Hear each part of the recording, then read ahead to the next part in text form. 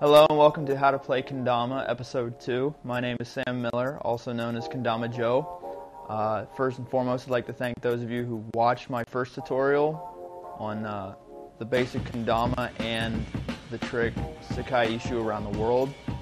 Thank you for the feedback and the comments. Helps me a lot with your feedback because then I know what I should do next for a tutorial and what I might be doing right or wrong.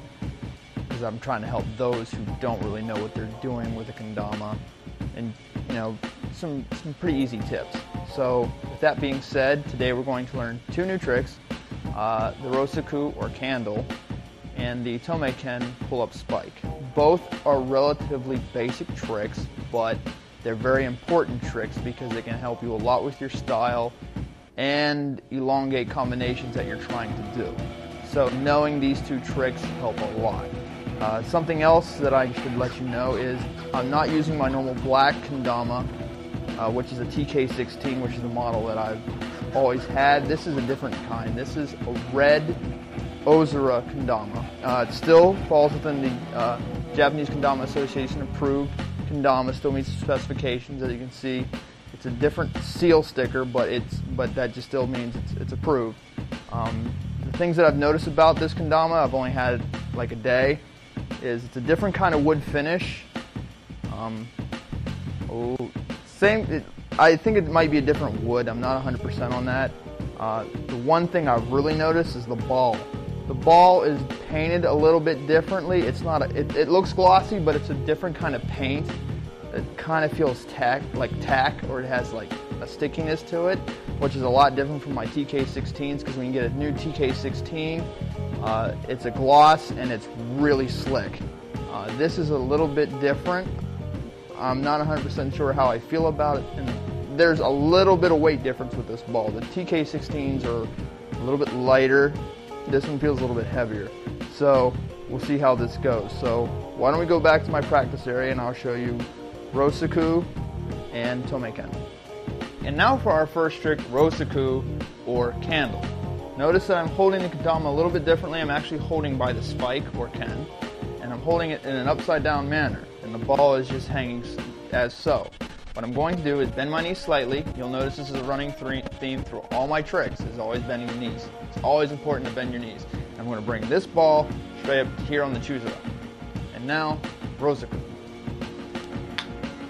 As you can see, relatively easy trick. And then basically from here you can go almost anywhere you want. There are a lot of variations you can pull from here.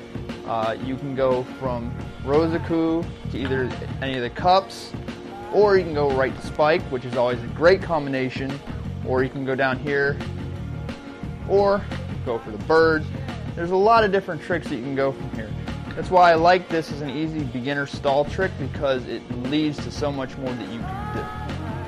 And now for our second trick, tomeiken pull-up spike.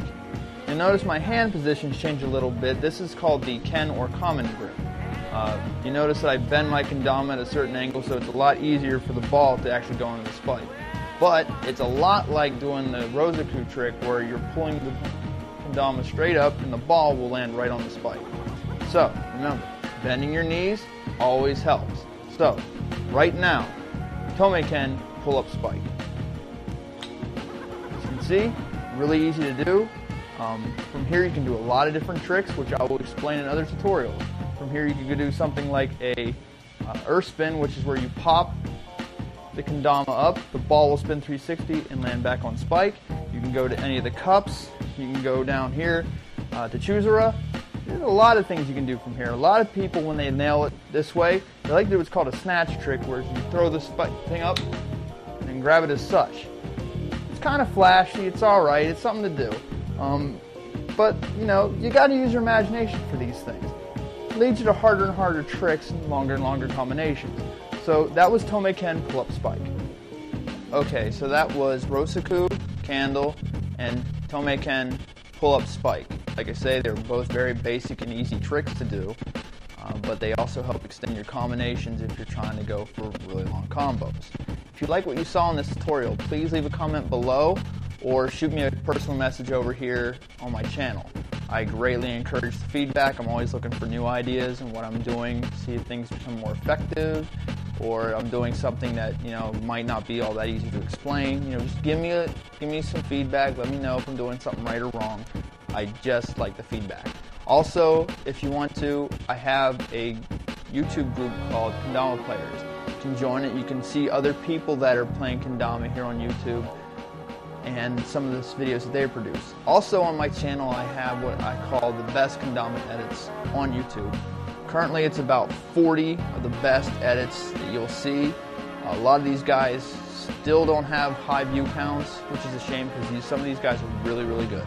So if you want to see some really good inspirational Kendama that you might want to try or, you know, want an explanation for, watch these and, you know, shoot me a line like, how did they do that? And I'll try my best to explain it in a future tutorial. So this is Sam Miller, aka Kendama Joe, telling you to keep practicing.